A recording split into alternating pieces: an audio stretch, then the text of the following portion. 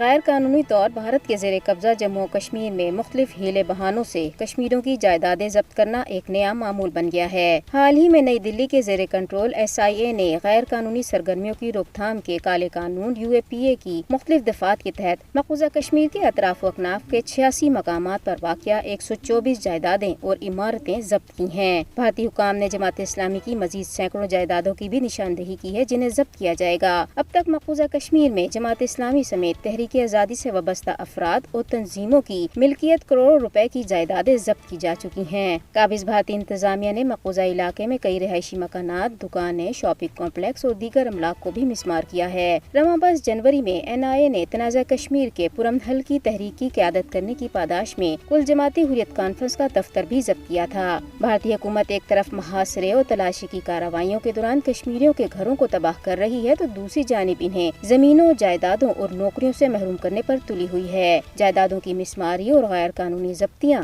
مقبوضہ جموں و کشمیر میں بھارت کی منظم نو آبادیاتی مہم کا حصہ ہیں۔ ضلع کپواڑہ کے علاقے لولاب میں کئی مقامات پر بھارتی فوجیوں نے تلاشی کے دوران توڑ پھوڑ اور مکینوں پر تشدد کیا ہے۔ شوری زدہ بھارتی ریاست منی پور میں نسلی فسادات عروج پر ہیں اور عوام کی بڑی تعداد منی پور کے بھارت سے علیحدگی کے مطالبے پر ڈٹ گئی ہے۔ مودی کی ہندو تباہ حکومت عیسائیوں کے مقابلے میں جانبداری سے کام لے رہی ہے۔ فسادات میں اب تک سینکڑوں افراد ہلاک اور زخمی ہو چکے ہیں جن میں اکثریت عیسائیوں کی ہے۔ ریاست میں انٹرنیٹ پر عائد پابندی میں بھی 10 جون تک توسیع کر دی گئی ہے۔ در اسلام متی رہنما پرمود سنگھ نے عیسائی برادری کوکی کو غیر ملکی قرار دیتے ہوئے ان کے خلاف خوب ہرزہ سرائی کی ہے۔ انہوں نے معروف بھارتی صحافی کرن تھاپر کے ساتھ ایک انٹرویو میں کوکیوں کو کھلی دھمکی دیتے ہوئے کہا ہے کہ ان کا صفایا کر دیا جائے گا۔ سینئر بھارتی سیاستدان اور نیشنلسٹ کانگریس پارٹی کے سربراہ شرد پوار نے کہا ہے کہ ملک میں BJP مخالف لہر چل پڑی ہے اور کرناٹک اسمبلی کے حالیہ انتخابی نتائج کو دیکھتے ہوئے بھارتی عوام اب تبدیلی چاہتے ہیں۔